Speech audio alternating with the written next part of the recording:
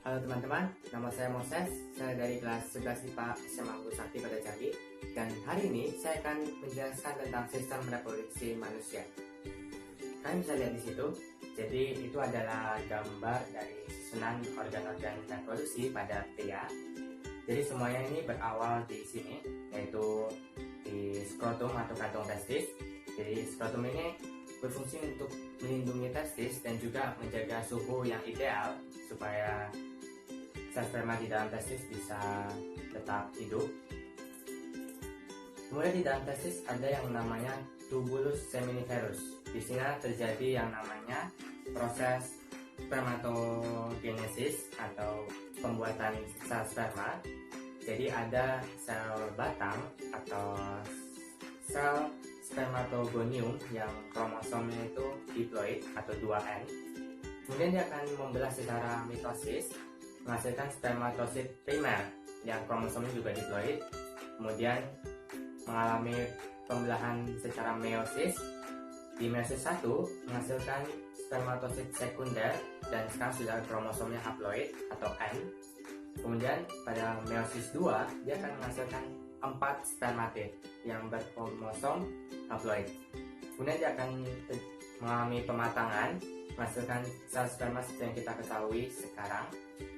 Kemudian dia akan mengalami spermiasi, yaitu di mana sel-sel sperma tersebut akan diarahkan melalui saluran yang bergerak secara peristaltik menuju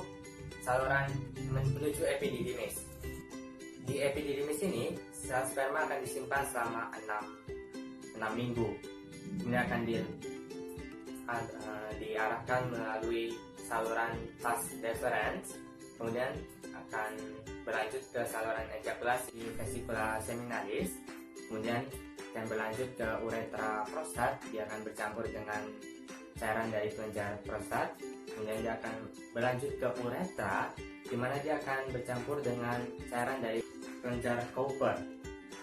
Nah, cairan yang bercampur dengan sperma ini membantu menutrisi dan melindungi sperma itu sendiri, dan juga berfungsi sebagai pelumas supaya dia bisa keluar melalui penis secara mudah, dan itu yang kita kenal dengan sebutan ejakulasi.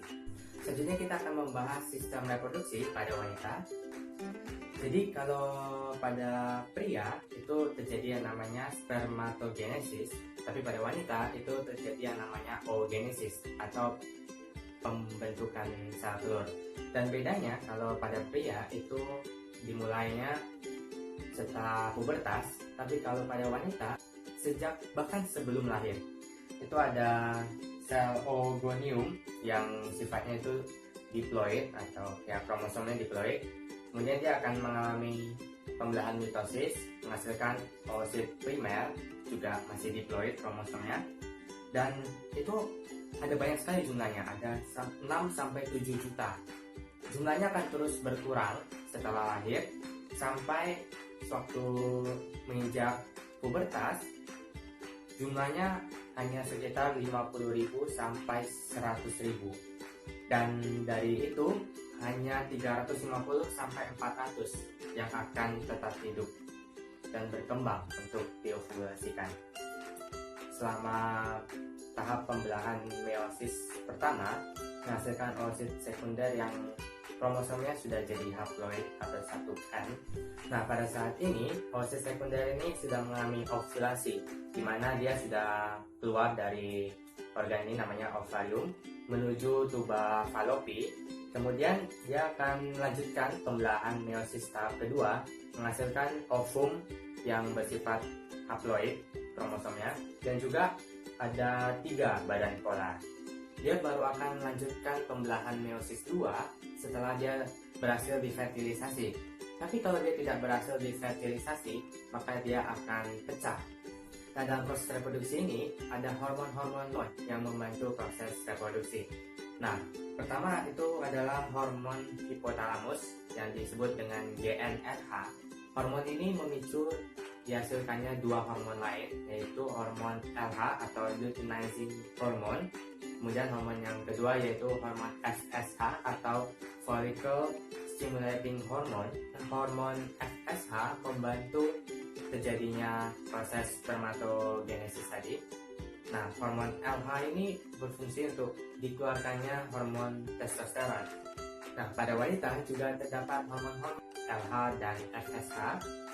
Nah, keduanya ini berfungsi untuk menghasilkan hormon estrogen dan progesteron. Nah, sekarang kita akan membahas apa yang terjadi apabila sel telur berhasil dibuahi. Nah, kalau kita lihat di gambar ini, ketika satu sel sperma berhasil masuk ke dalam sel telur, maka sel telur itu akan kebal, sehingga sel sperma yang lain tidak akan bisa masuk.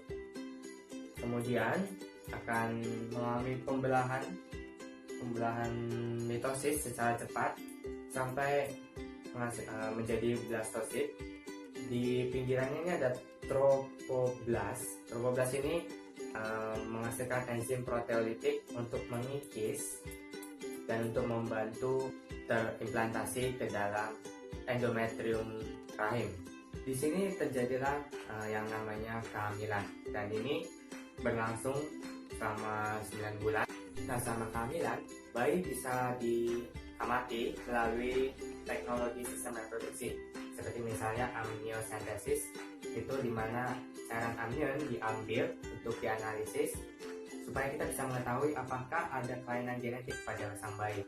Kemudian selain itu ada ultrasonografi atau USG, ini menggunakan gelombang ultrasonik untuk mengetahui ukuran bayi, keadaan kesehatan bayi, atau juga jenis kelamin bayi. Pada saat akan dilahirkan, tahap pertama adalah dilatasi serviks. Serviks ini akan dipaksa untuk melebar selebar 10 cm, kemudian akan dilahirkan bayinya. Nah, setelah bayi lahir, kemudian akan dilahirkan juga plasentanya.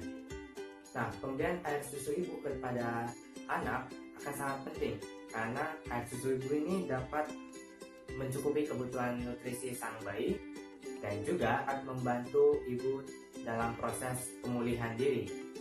Nah, sekarang apa yang terjadi kalau sel telur tidak berhasil dibuahi? Yang terjadi adalah menstruasi. Ini ada dinding endometriumnya.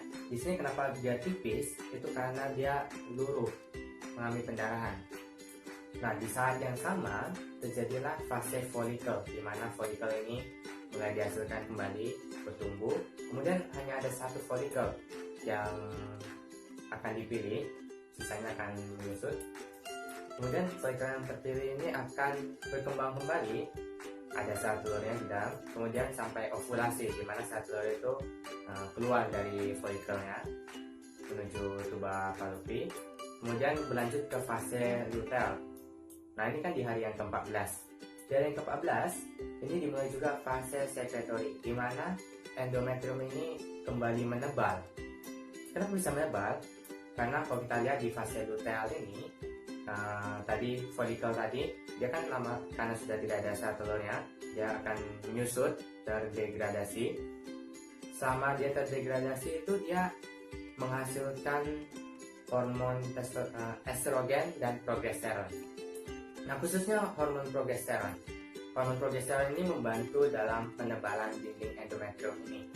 Tapi apabila tidak ada sel telur yang dibuahi, tidak ada zigot yang diimplantasi ke dalam dinding endometrium ini, maka dia akan kembali luruh dan terjadi kembali pendarahan. Dan siklusnya akan berulang. Biasanya akan terjadi selama 28 hari. Nah, ada pasangan suami istri yang ingin mencegah terjadinya kehamilan. Nah, mereka bisa mencoba metode kontrasepsi. Ini ada yang bersifat kimia seperti pil KB, suntik KB, atau penggunaan zat-zat kimia yang bisa membunuh sel sperma. Kemudian juga dengan metode operasi, misalnya dengan vasektomi atau tubektomi, yaitu pemotongan saluran sel sperma maupun sel telur. Kemudian juga secara alami, misalnya tidak melakukan hubungan sama masa subur. Nah, dalam sistem reproduksi kadang terjadi gangguan-gangguan yang bisa disebabkan oleh bermacam-macam hal. Misalnya karena gangguan hormon, di mana pada wanita biasanya mereka tidak mengalami siklus menstruasi yang teratur, atau dalam pria kadang mereka mengalami penurunan fungsi testis, mengalami penurunan kualitas sperma. Kemudian juga bisa disebabkan karena virus, kuman, penyakit keturunan, penyakit menular, kemudian juga kanker, kemudian juga tumor, tumbuhnya daging atau menjadi pembengkakan yang menghalangi jalan menuju rahim. Sekian saja video saya untuk hari ini. Terima kasih sudah menonton. Semoga video ini bermanfaat untuk kalian semua. Dan selalu jaga terus kesehatan kalian. Terima kasih dan sampai jumpa.